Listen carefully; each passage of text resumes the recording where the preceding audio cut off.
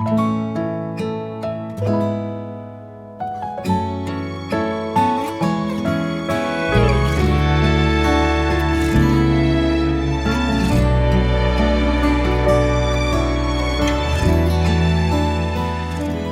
안녕하세요. 저는 장로의 신학대학교에서 기독교 교육을 가르치고 있는 신형섭 교수입니다.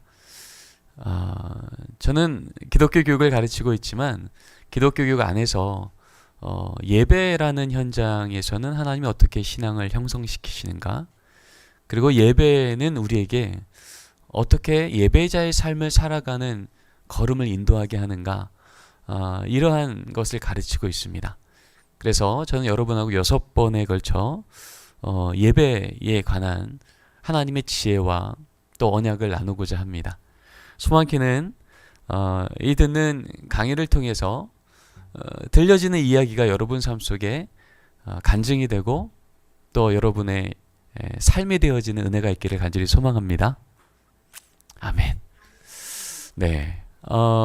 저는 그 첫 번째 여정으로 예배가 무엇인가 라는 얘기를 여러분하고 나눌게요. 여러분, 예배가 뭘까요? 사실 예배가 뭡니까? 라고 질문하면 교수님이 10분이면 10개의 정의가 나와요. 그리고 성경에서도 많은 곳에서 예배가 무엇인지 우리 하나님이 저희들을 가르치고 계십니다. 그래서 그것들을 2000년의 교회사의 역사를 통해서 예배가 무엇이며 그 예배를 우리가 어떻게 잘 드려야 될까를 연구한 학자들의 자료들을 묶어서 우린 그것을 또 함께 배우게 됩니다. 그 중에 우리 청년들이 꼭 알아야 될 예배에 대한 이해, 성서적 이해, 신학적 이해에 대한 이야기를 오늘 첫 번째 시간으로 다루고자 합니다. 저는 오늘 예배가 무엇인가를 시작하면서 라저스컵 얘기를 좀 할게요. 여러분, 테니스 좋아하십니까? 네. 저는 테니스를 잘 치진 못하지만 좋아합니다. 그래서 TV에서 세계 선수권 대회들이 열리면 꼭 찾아서 보는 경향이 있는데요.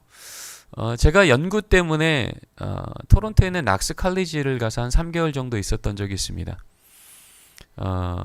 그곳에 이제 청교도들의 신앙, 청교도들의 예배, 이거에 관한 문헌들이 가장 많은 학교 중에 하나가 또 그곳이어서 제가 한 3개월 정도를 거기 머물면서 지냈는데, 그 지내는 중에 도서관에 그게 붙은 거예요. 다음 주에 라저스컵이 여기서 열립니다. 라저스컵이 세계 선수권 대회가 해마다 열리는 큰 대회 중에 하나거든요.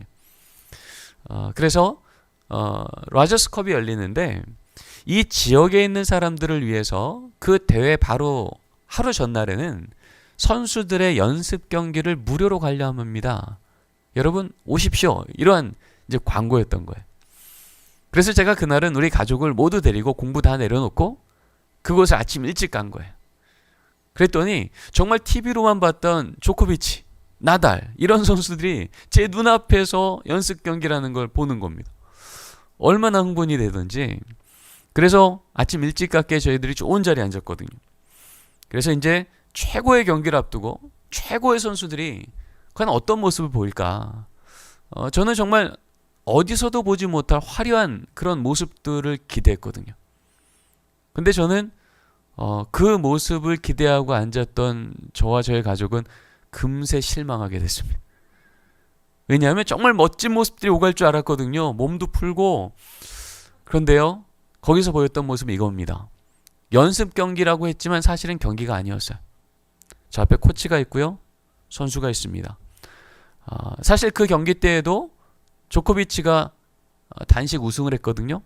근데 그 조코비치가 제 앞에서 그 연습 경기라고 하는 그 자리에 섰는데 하는 일이 30분 내내 코치가 공을 던져주면요, 마치 테니스를 처음 배우는 사람처럼 기본 자세를 갖고 그것을 그대로 받아칩니다. 몇 번 하다가 코치가 지적합니다. 여러분, 코치랑 조코비치랑 경기하면 누가 이길까요? 당연히 조코비치입니다. 근데 조코비치가 이 기본 자세를 갖고 이걸 치는데 늘 지적을 당해요.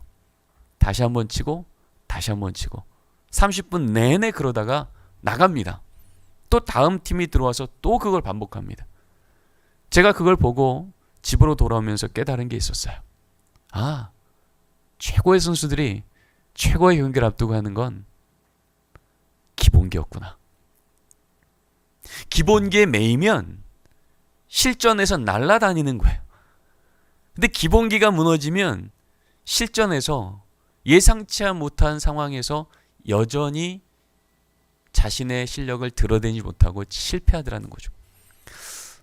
저는 이 예배라고 하는 건 우리 기독 청년들이 평생 하나님 안에서 싸워야 될 영적 전쟁의 한복판이에요. 분명히 승리가 보장되어 있는 현장인데 어떤 청년들은 그 승리가 보장되어 있는 예배 안에서 마치 패배자처럼 실패하신 하나님을 본 것처럼 그렇게 예배를 마치고 떠나는 청년들이 있더라는 거죠. 저는 16년을 청년 사역을 하면서 진짜 이 예배 안에서 청년들이 살아나면 마치 큰 영향력을 끼치는 폭탄처럼, 여러분 폭탄은요 그 안에 장약이라는 게 있습니다. 이 장약이 터지면 그 쇳덩이가 그 주변에 있는 것들을 먼지처럼 날려버려요. 엄청난 파워예요. 똑같은 쇳덩이인데요 장약이 안 터지잖아요. 어떤 일이 생겨요? 몇십 킬로를 날아갔는데 땅에 그냥 폭 박힙니다. 박히면 끝나요? 아니에요. 안 터졌기 때문에 처치 불가해요. 그 주변에 깃발 꽂고요 아무것도 못합니다. 여러분 지금 청년시대 예배라는 게 그런 겁니다.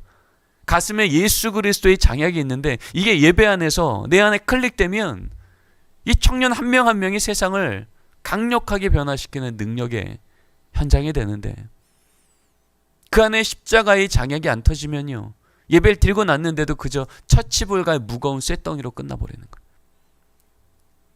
어느 세대건 예배는 엄청난 사건이지만 왜요? 세상보다 크신 하나님이 우리를 만나시며 그 하나님의 음성이 내 안에 살아있는 그 역사를 소망하고 믿고 그 힘 갖고 나가는 자리이기 때문에. 그런데 문제는 청년 시대는 어느 세대들보다 이것이 더욱더 강력히 역사하는 시대들이라는 겁니다. 여러분 이런 마음을 가지고 우리가 오늘은 기본기에 대한 얘기를 좀 다루고자 합니다. 성경에는요 무너지는 시대들마다 하나님의 대안들이 나옵니다. 하나님은 한 번도 이 세대를 포기한 적이 없으세요. 그런데 하나님의 그 대안의 공통점은 무엇이었냐? 늘 예배가 대안이었다는 거예요. 그 시대가 조금 선해지면, 문화가 조금 선해지면 그러면 그 시대가 좀 나아지겠다라고 말한 적이 한 번도 없으세요. 하나님은 세상을 핑계 삼아 그냥 거기에 잠깐 머물러 있을래? 바벨론 시대니까 무너져 있을래? 라고 말한 적이 없고요. 그 시대마다 하나님에 대한 늘 예배로 나오라는 거였어요. 노아 시대요. 물심판을 통하여서 하나님께서 이 땅을 다시 한번 새롭게 하십니다. 그런데 그 1년 10일 만에 그 땅을 다시 나온 노아가 그 무태 발을 딱 닿자마자 하나님께서 주목하신 건 뭐예요? 노아가 재물을 가지고 하나님께 예배드렸다. 새로운 시대는 예배에서 시작되게 하셨어요. 여러분 바벨탑 심판이요. 창세기 11장을 통하여서 바벨탑을 통해 이 땅에 하나님 믿는 백성들이 흩어집니다. 소망이 없습니다. 근데 그들이 다시금 하나님 앞에 서게 되는 때가 언제였어요? 12장에서요. 누구를요? 아브라함을 부르셨어요. 그 아브라함이 부름받자마자 뭐였어요? 아브라함이 가는 곳마다 제단을 쌓고 예배를 드렸어요. 무너졌던 시대가 다시 시작되는 곳에는 예배가 있었다는 겁니다. 속이는 자 야곱이 다시금 속이는 자로부터 이스라엘, 하나님의 자손들의 12지파의 아비가 되었던 그 첫걸음이 어디예요? 베델에서 하나님 예배 경험에서 그 인생은 바뀌었던 겁니다. 출애굽한 백성들을 하나님께서 400년을 하나님이 잊어버렸던 그 백성들을 하나님께서 구원하신 뒤에 내가 내게 저 약속의 땅 줄게라고 말씀하실 때 하나님은요 그렇게 급히 빼내놓고도 당장 가나안 땅으로 들어가지 않았어요. 바닷길로만 가면 2주면 들어가는 그 길을 가지 않게 하시고요. 하나님은 40년을 뺑뺑뺑 돌리십니다. 왜요? 40년간 광야에서 하나님이 하셨던 그 주된 사역이 뭐예요? 예배를 가르치신 겁니다.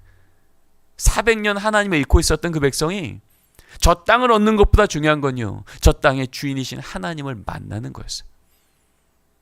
예배는 이렇게 드려라. 성막은 이렇게 만들어라. 너희들 방법대로가 아니라 내 방법대로 드리는 게 예배다. 그렇게 가르쳐주셨던 것이 하나님의 예배였습니다. 가나안 땅 돌아서 또 이스라엘 백성들이 자기 속에는 옳은 대로 살아가죠. 그때 하나님께서 말씀에 떠났던 그들을 다시금 하나님 백성으로 만드실 때 하나님의 대안은요, 사무엘을 통해서 다시 말씀의 세대가 오게 하십니다. 근데 그 말씀의 세대가 오게 하신 그 부름받았던 사무엘이 어디서 자라나요? 성소요.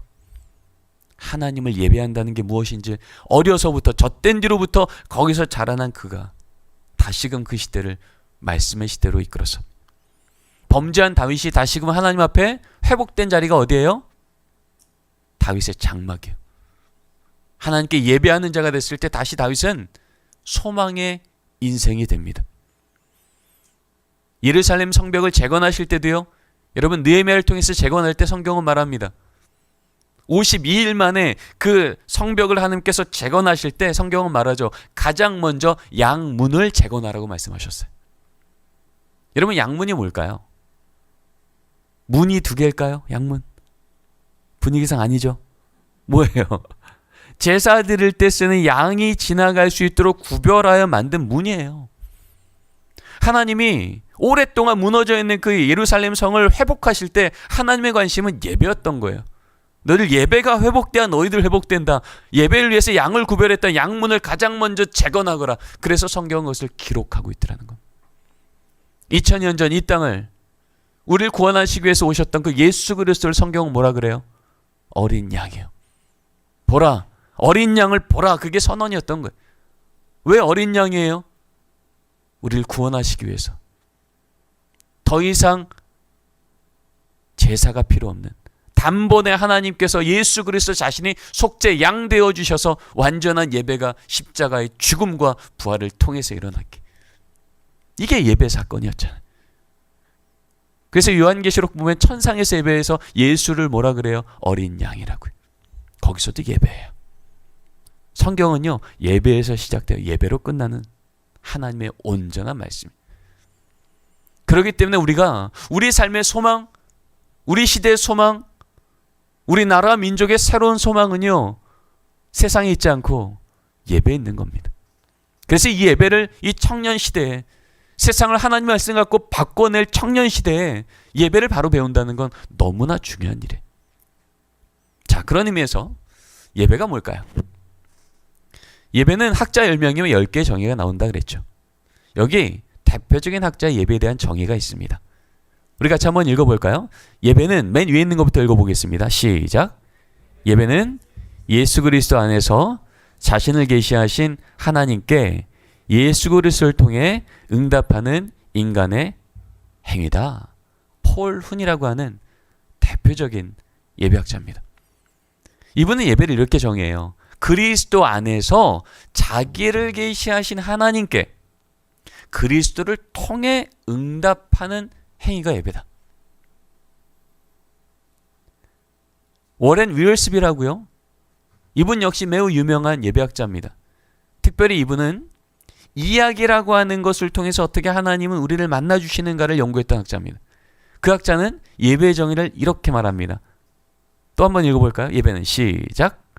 예배는 말씀하시고 역사하시는 하나님께 믿는 자가 자신의 모든 것, 즉 지성, 감성, 의지, 몸을 다해 반응하는 것이다.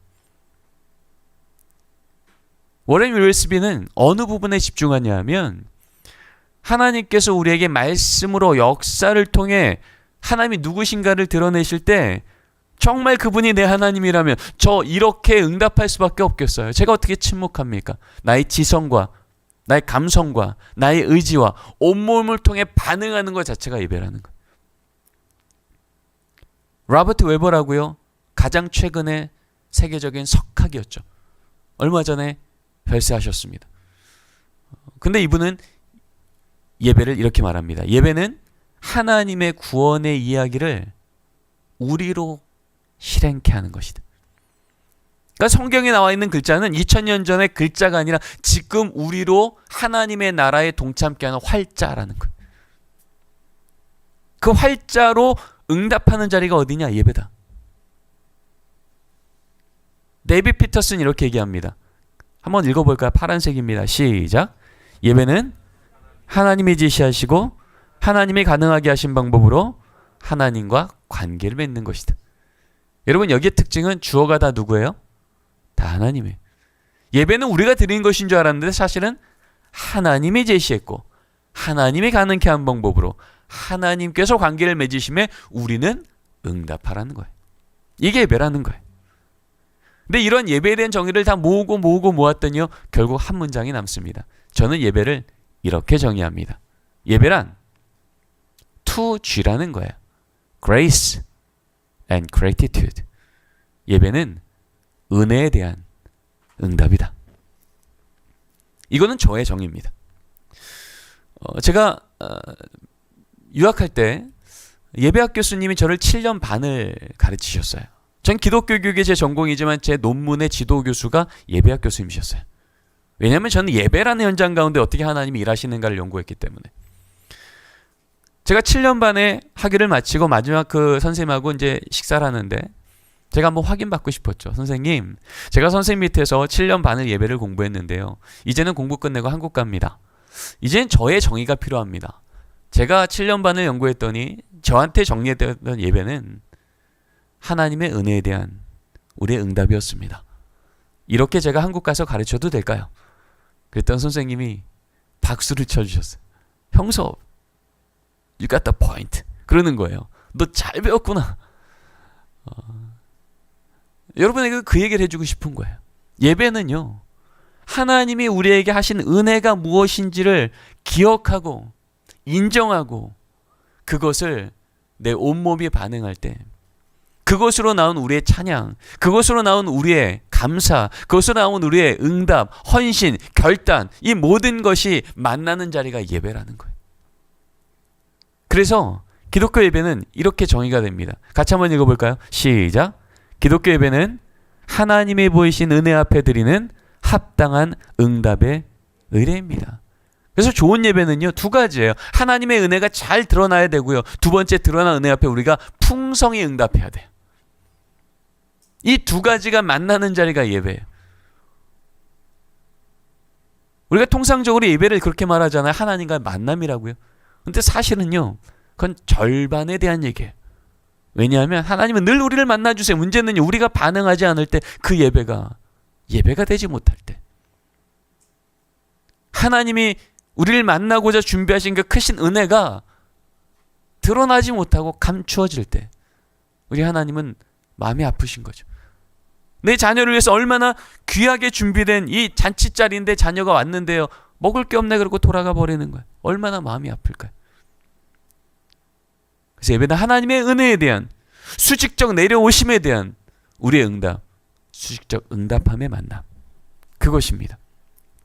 그래서 은혜에 대한 응답이 예배라고 말할 때요, 그럼 은혜가 뭐냐라는 거예요. 은혜는요, 세 가지입니다. 과거에 내게 주셨던 은혜예요. 그걸 기억하는 거예요. 지금 이 자리에 불러주신 현재로서 내게 주시는 은혜예요. 그것을 감사하는 거예요. 그리고 지금 내게 언약하신 말씀이 정말 그렇게 이루어질 걸 믿기에, 아직 내 삶엔 오지 않았지만 그렇게 이루어질 것을 내가 미리 믿어 선취된 그 언약을 내가 지금 믿으니 미래에 대한 소망에 대한 은혜를 내가 감사하는 거예요. 그래서 우리가 은혜라고 얘기하는 건 삼중시제입니다. 과거 예수 그리스도를 통해 드러난 하나님의 구원하심에 대한 은혜를 기억하고, 지금 오늘 이 예배의 자리에서 내게 또 주시는 하나님의 은혜를 내가 감사하고, 그 하나님의 말씀이 정말이라면 미래의 내 삶 속에 이번 한 주간 이런 일이 있겠네 라고 하는 그 하나님을 내가 미리 믿었더니 그 미래를 지금인 양 믿어 감사하는 미래에 대한 감사. 그랬더니 우리는 어떻게 응답해요? 당연히 우리는 날 구원하신 그 하나님의 사건 앞에 감사합니다.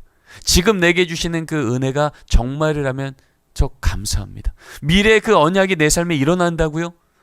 오늘 주신 하나님의 말씀이 언약이 회복의 하나님, 치료의 하나님, 역전의 하나님, 지혜의 하나님, 응답의 하나님이라면 그 하나님이 이번 한 주간 제 삶 속에 있다고요? 여전히 내 상황은 똑같은데 그 하나님 내 삶에 임한다면 저 정말 이제는 이 삶을 다르게 응답할 수 있겠습니다.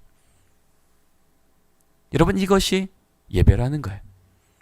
그래서요, 예배는 먼저는 은혜를 기억해야 예배가 가능합니다. 우리 말씀 한번 읽어보겠습니다. 시작. 우리 조상 아브라함이 하란에 있기 전 메소포타미아에 있을 때에 영광의 하나님이 그에게 보여 이르시되 내 고향과 친척을 떠나 내가 내게 보일 땅으로 가라 하시니, 아브라함은요, 예배를 몰랐던 자입니다. 그 아비가 우상 빚던 자입니다. 75세까지 뭐하고 살았을까요? 아빠 따라 우상 빚었을 거예요. 내가 노동한 것만큼 내 인생을 보장받는 그 우상으로 살던 삶에서 이제는 하나님이 주시는 은혜로 살아가는 삶으로 살아가는데, 하나님이 그 걸음의 클릭 포인트가 뭔가를 선언합니다. 그게 뭐예요? 영광의 하나님이 그에게 보였다는 거예요. 아, 내가 노동해서 얻는 이 영광보다 하나님이 나와 함께 하시면 이 영광감 비할 수 없는 더 큰 영광, 더 영원한 영광이 내 삶에 있는 거구나. 이 은혜를 아브라함이 아멘했을 때요, 그는 이제 예배의 삶이 시작됐던 겁니다. 그것을 스데반이요, 이스라엘 백성들이요, 당신들이 어떻게 이렇게 선민이 된 줄 아십니까? 그건 당신들이 구별해서 율법 지켜 의로워서가 아니라 당신들이 은혜를 먼저 받았기에 그 은혜로 이렇게 왔던 걸 기억하십시오. 은혜가 먼저 기억나지 않고 선민이라고 하는 특권만 먼저 기억나면 당신들은 살아있는 예수를 만나도 그를 보지 못하는 무너진 백성 될 겁니다. 근데 우리는 그 예수를 만났고 보았고 경외했으니 이제 그 예수 안에서 우리 하나님을 다시 예배합시다. 이 말이 스데반 집사님의 설교였던 겁니다. 예배를 다시 시작했던 노아도 똑같이 이렇게 얘기합니다. 노아는 여호와께 은혜를 입었더라. 노아는 의인이요 당대 완전한 자라. 여러분, 우리는 노아 그러면요, 그는 의인이었던 걸 기억합니다. 그러면 우리는 어떤 착각을 하냐면, 노아는 의인이었으니까 구별돼서 구원해 주셨지. 근데 성경은 그렇게 말하고 있잖아요. 노아가 의인이었던 건 맞고요, 당대 완전한 것도 맞는데요, 근데 문제는 뭐냐면 그렇게 의인이었을 수 있었던 것은 그가 뭐 했다고요? 여호와께 은혜를 입었다고요. 은혜를 입었더니 의인이 된 거예요. 의롭게 살았더니 의인이라 칭함받은 게 아니었다고요. 근데 우리는 예배 안에서도 이 순서가 자꾸 바뀝니다. 자꾸 우리는요, 내가 이렇게 선하게 이번 한 주간 살았으니 이번 주는 하나님이 내가 기도하는 거 들어주시겠지. 이번 주만큼은 내가 새벽기도 안 빠졌으니, 친구도 전도했으니, 내가 생각해도 좀 잘 살았으니 이번 주만큼은 내가 기도하는 것 이번 예배 시간에 하나님 응답해 주셔야 돼. 응답 안 하면 하나님 이상한 하나님이야. 그럴 때 우리는 하나님의 은혜를 뭘로 하는 거라고요? 뭘로 하는 거라고요? 하나님의 은혜를 자꾸 보상으로 하는 거예요. 내가 한 게 있으니 달라는 거죠. 이젠 이번 주에요, 지난주보다 한 3배쯤은 내가 생각해도 너무 거룩하게 살았어요. 수련회도 갔다 왔고요, 철야기도도 했고요. 한 주간 너무 아름답게 산 거죠. 그러니 적어도 이번 주만큼은 내가 기도하는 거 하나님 응답해 주셔야 돼. 응답 안 해주시면 하나님 뭔가 이상한 하나님이에요. 그럴 때 우리는 하나님의 은혜를 뭘로 착각하는 거예요? 이제는 보상도 아니에요. 뭐요? 거래예요. 근데 여러분 기억하십시오. 하나님의 은혜는 보상도 아니고 거래도 아니고, 우리가 아직 죄인 되었을 때 우리를 향한 하나님의 사랑으로 나의 죽으신 예수 그리스도의 그 크신 사랑을 내가 아멘하는 사건이 은혜인 줄 믿습니다. 이 아멘이 나와야 이 은혜가 뭔지 알아야 여러분 예배 드릴 때 예배가 되는 거예요. 그러니까 우리는 자꾸 착각하는 거예요. 은혜 받으러 예배를 간다 생각해. 아니에요. 예배는 은혜 받으러 가는 곳이 아니에요. 은혜 받은 자가 나온 곳이에요. 그럴 때 예배는 예배되는 거예요. 그래서 성경에서 말한 예배는 늘 시작이 뭐예요? 감사함으로 그 문에 들어갑니다. 그래서 늘 예배의 시작은 감사예요. 찬양이에요. 내 모습이 어떻든 상관없이 이런 나를 또 하나님 안에서 완전하게 빚어주시기 위하여 그 자리를 불러주신 은혜를 기억하는 게 예배의 시작이에요. 이걸 놓쳤던 이스라엘 백성들의 그 예배를 하나님 뭐라 그러세요? 아모스에서 내가 너희들 예배를 받지 않겠다. 그건 은혜를 안 주신다는 얘기가 아니에요. 은혜는 여전히 있어요. 시편 말씀처럼 강물 같은 은혜가 예배 때마다 있어요. 문제는요, 그 하나님의 은혜 앞에 우리가 감사로 나가지 않고 조건 갖고 나가는 거예요. 보상 갖고 나가는 거예요. 내가 이렇게 의롭게 살았는데 어떻게 저 이방민들하고 우리랑 똑같이 대할 수 있습니까? 이게 2000년 전에 하나님 전문가라고 했던, 예배 전문가라고 했던 바리새인들, 율법학자들의 착각 아니었습니까? 예수님은 어떤 죄인 앞에서도 화를 안 내셨는데 유일하게 그들 앞에 화내셨어요. 독사의 자식이라고, 해칠한 무덤이라고. 여러분, 우리는요, 이 엄청난 예배라는 사건 앞에 나간다는 게 무엇인지를, 기본기를 다시 분명히 해야 됩니다. 이런 기본기에 이제 예배가 이렇게 정의가 돼요. 여러 가지 정의가 있지만 예배에 대한 정의들을 핵심적인 대표적인 정의만 한번 우리 청년들에게 소개하고자 합니다. 자, 첫 번째 예배 정의는요, 첫 번째 worship이란 단어입니다. 여러분, 우리 worship이라는 단어 많이 쓰는데, worship이라는 단어는요, worship라고 하는 이 단어에서 유래된 거예요. 근데 worship이라고 하는 이 단어는요, worth가 뭐죠? 그쵸, 가치 있다는 거예요. 그 다음 sive은요, 쉽이란 얘기예요. 가치 있음이란 뜻이죠. 그래서 worship이란 건 뭐냐면요, 하나님께만 가치가 있음을 인정하는 게 예배. 저는 청년 사역을 하면서 예배 인도를 같이 해왔습니다. 그러면 이제 토요일 날 예배팀이 한 3시간, 4시간 예배 준비를 하죠. 그리고 이제 예배 전 한 또 30분 전에 또 예배 준비를 합니다. 그리고 이제 10분 전쯤에 우리가 연습한 거 다 내려놓고, 하나님, 이제 성령님만이 내실 거 믿습니다. 주관해 주십시오. 그렇게 이제 예배팀이 모여서 예배 전에 기도를 해요.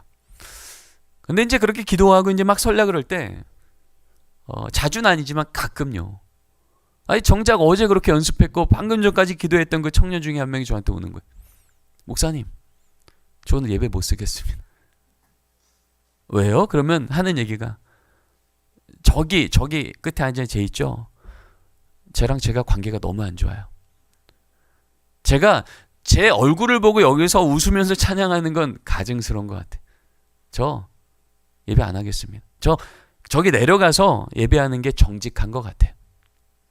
여러분, 그럴 때 제가 뭐라 그럴까요? 어이, 정말 정직하군요, 자매님. 그럴까요? 아니에요. 자매님, 예배는 내 감정 앞에 정직한 게 아니라 하나님의 부르심 앞에 정직한 겁니다.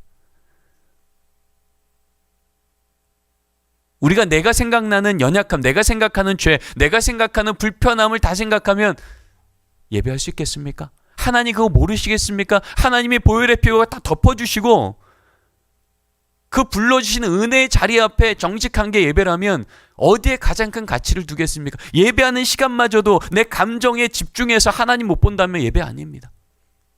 그거 내려놓읍시다. 그게 예배입니다. 그게 월십에 하나님께만 가장 높은 가치를 두는 것. 지금 내 감정이 무너져도, 내 상황이 무너져도 이 감정보다 상황보다 높으신 분이 하나님이란 걸 인정하는 게 예배라고요. 왜요? 그 하나님은요, 언제든 내 상황을, 내 감정을 바꿔내실 능력이 있거든요. 그래서 예배하는 순간은요, 내 나라는 무너지고 하나님 나라는 서는 거예요. 하나님의 부르심이 가장 높음이 인정되는 자리. 자, 두 번째 정의입니다. 리터지입니다. 여러분, 리터지라는 단어는요, 이거는 레투르기아라고 하는 라틴어에서 왔는데요, 레투르기아라는 단어는 두 단어로 만들어진 단어입니다. 하나는 에르곤, 하나는 라우스. 에르곤은 노동이란 뜻이고요, 라우스는 피플이란 뜻입니다. 한마디로 레투르기아는요, 사람의 노동이란 뜻이에요. 아니, 왜 사람의 노동이 예배일까? 이거는 그레코 로만 시대 때에 이 단어가 어떻게 쓰였는지 기억하시면 돼요. 그레코 로만 시대 때 이 레투르기아는 단어는요, 일의 노동이란 이 단어 언제 쓰였냐 하면 나라를 위해 수고하면서 애쓰는 자의 노동을 말해요. 지금으로 치면은 공무원들의 노동이에요. 여러분, 예배드린 우리는 어느 나라를 사는 사람이에요? 하나님 나라예요. 그래서 하나님 나라를 위해서 내가 노동하는 걸 하나님을 뭘로 받아주신다고요? 예배로 받아주신다고. 그래서 여러분, 예배는요, 목사님만 준비하는 게 아니에요. 전도사님만 준비하는 게 아니고 찬양팀만 준비하는 게 아니고요. 예배자는 모두 다 예배를 준비하고 나오는 거예요. 예배를 위해서 내가 옷을 구별해요. 토요일 날 저녁에 시간을 구별해요. 내 감정을 구별해요. 예배를 위해서 주보를 나눠줘요.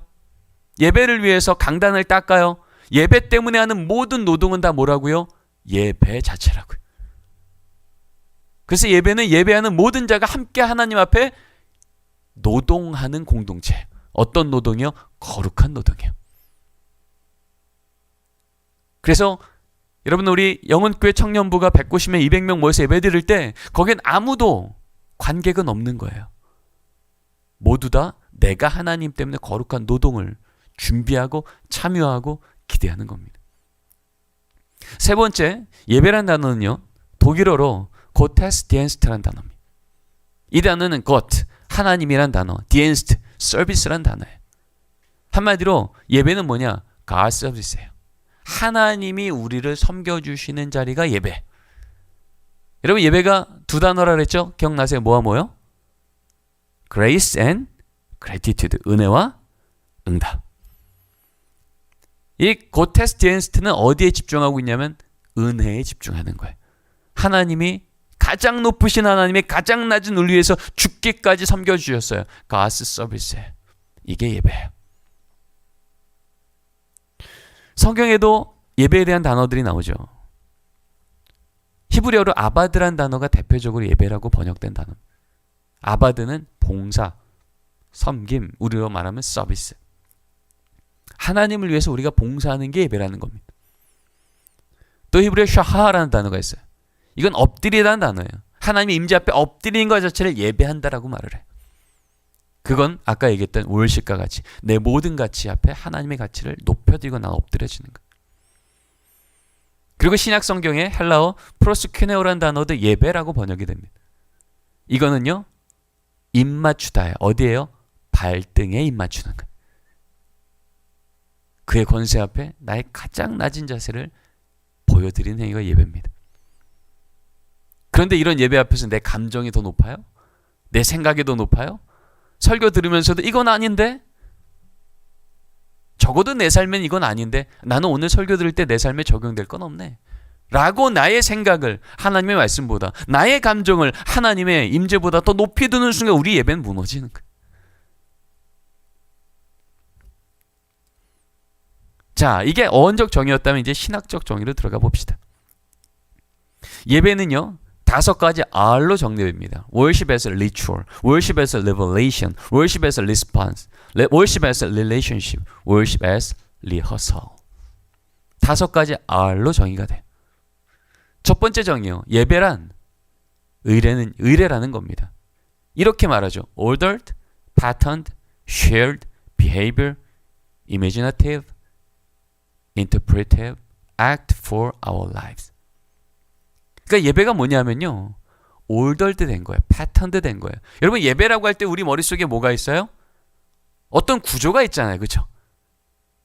예배 선언이 있고 기도가 있고 찬양이 있고 대표 기도가 있고 말씀이 있고 봉헌이 있고 헌신이 있고 축도가 있고 파송이 있고 바로 그런 ordered, 순서화되고 패턴화되고 행동화되고 그런데 그 안에 상상적이고 그 안에 해석적인 이것 자체가 예배라는 거예요. 그래서 예배는요.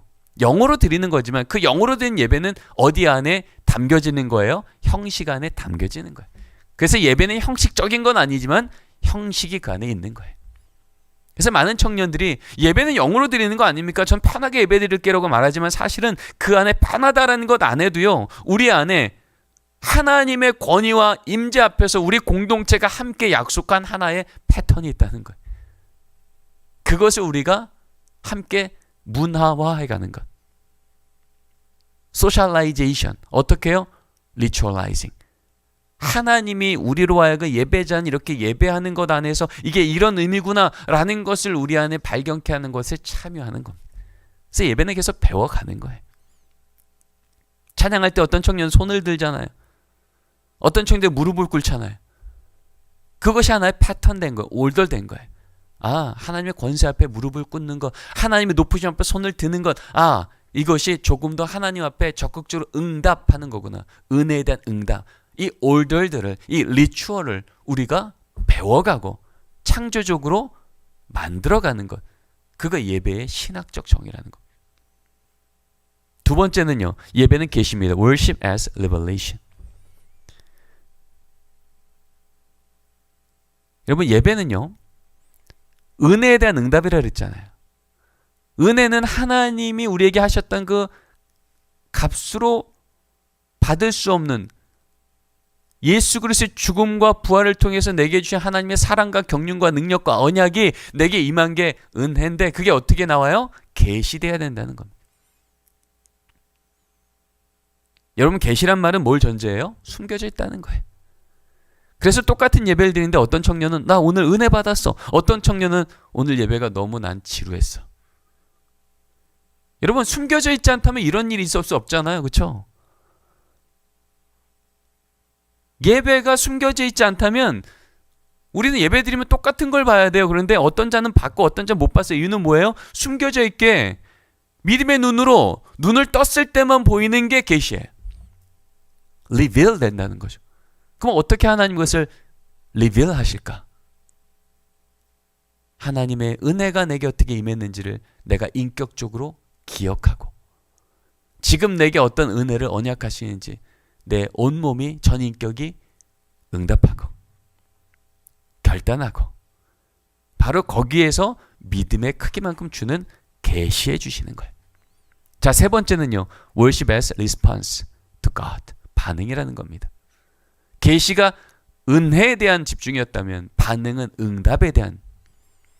그래서 칼바르트라고 하는 유명한 조지 신학자였고 또 신학자였던 이분은 이런 얘기를 합니다. 하나님의 은혜적 활동과 우리의 표현적 창의적 참여가 예배다. 그래서 반응은요 창의적인 거예요. 왜요? 새로운 은혜니까 새롭게 반응하는 거예요. 여러분 똑같은 찬양을 해도 지난주에 불렀던 찬양과 오늘 부르는 찬양이 우리에게 다르잖아요. 다른 건 노래가 달라서가 아니에요. 내 마음의 응답이 달라서요. 성숙한 만큼 달라지는 거예요. 여러분 똑같은 어버이날을 해마다 경험하는데 왜 어버이날 우리에게 다르게 다가와요? 내가 청소년기 때 어버이날과 내가 청년기 때 어버이날 왜 달라요? 내가 군대 가 있을 때 어버이날 왜 달라요? 내가 바뀌었기 때문에. 그 반응이 달라지는 것, 하나님 앞에 내 반응이 달라지는 것, 그게 예배예요. 자, 네 번째는요. 관계입니다. Worship as relationship. 찰스 웨슬리 여러분 아시죠? 감리교회 창시자 찰스 웨슬리가 이런 얘기를 합니다. 하나님과의 만남을 통한 관계적 성장의 현장이 예배다. 그래서 예배는요. 하나님과 관계가 맺어지는 현장이. 여러분 누군가를 만나면 만날수록 관계가 깊어지죠. 3개월 만난 거고 1년 만난 건 당연히 다릅니다. 왜냐하면 만나는 건 시간의 문제가 아니라 만남을 통해서 관계가 더 깊어지고 알아졌다는 거예요. 여러분 내가 예수를 믿은 지 10년 됐는데 1년 됐을 때나 10년 됐을 지금이나 똑같다? 여러분 이것은 지금 우리가 예배를 잘못 드린다는 겁니다. 만날수록 관계는 깊어지는 거예요. 몰랐던 걸 알게 되는 거예요. 전 지금 제 아내랑 결혼한 지 21주년입니다. 근데 지금도 저는 제 아내한테 종종 그런 얘기를 해요. 나는 아내가 지금도 궁금해. 궁금하단 그 말에는 뭐가 들어있냐면요. 아직도 제가 그 아내와 관계가 더 깊어질 부분이 있는 게 기대가 된다는 얘기. 지금까지 내가 알아왔던 아내만큼만 내가 평생 알겠다 그러면 우린 사람이기 때문에 지루할 수 있어요. 근데 앞으로도 더 기대가 되는 거예요. 또 뭘 발견할까? 이 상황 앞에 어떤 반응이 나올까? 그러면서 그 사람을 또 계속 알아가는 거예요. 여러분 사람을 봐도 그런데 하나님을 우리가 만난다고요? 예배 때마다 우리는 그 하나님을 깜짝깜짝 놀라는 거예요. 마지막으로 예배는 리허설입니다. Worship as rehearsal. 존 브룩하르트가 이런 얘기를 합니다. 예배는 하나님 나라의 참여 행동으로서의 리허설이다. 전 사실 이 리허설이라는 이 개념이요. 저한테 좀 어려웠어요. 왜 예배가 리허설일까? 예배는 본 게임 아닌가? 하나님을 직접 만나고 본 경기 아닌가? 근데 여기서 말하는 리허설은 어떤 개념이냐면 예배는 하나님이 우리 삶 가운데 이렇게 행해 주실 거야 라고 말씀하시는 미래적인 하나님의 언약을 여기서 듣는 자리잖아요. 그러다 보니까 하나님, 정말 그 하나님이 내 삶에 임하신다고요? 저 힘내볼게요. 저 다시 일어나 볼게요. 다시 찬양해 볼게요. 그래서 지금 오늘 하나님 때문에 미래에 주신 그 언약 때문에 오늘 내가 예배드리기 이전엔 할 수 없었던 고백을 해요. 예배 이전 할 수 없었던 상상을 해요. 그래서 내가 하나님께 고백하는 그 기도는 리허설인 거예요. 왜요? 난 그렇게 앞으로 살 거니까. 이건 바람이 아니고요. 진짜 그렇게 하게 될 본 경기를 반드시 할 건데 지금 내가 해보는 거예요. 누구 안에서? 예수 안에서. 믿음의 공동체 안에서. 그래서 진짜 예배를 제대로 드리면 이번 한 주간 내가 어떻게 살지를 리허설하는 겁니다. 오늘 첫 번째 강의를 정리합니다. 여러분, 예배는요 2단어로 이루어집니다. 은혜에 대한 응답입니다. 하나님의 은혜가 내게 어떻게 임했는지, 지금 어떤 은혜를 주실 건지, 앞으로 내 삶에 어떤 언약을 지금 내게 주시는지 기억하여 그게 정말이라면 하나님, 저 가만히 있을 수 없습니다. 찬양하고 헌신하고 결단하고 감사하고 소망하고 하나님의 은혜에 대한 우리 풍성한 응답이 만나는 그 자리가 예배라는 거예요. 여러분, 이 예배가 여러분 평생토록 예배 자리마다 기억나고 누려지는 여러분들 되기를 바랍니다. 여러분, 감사합니다.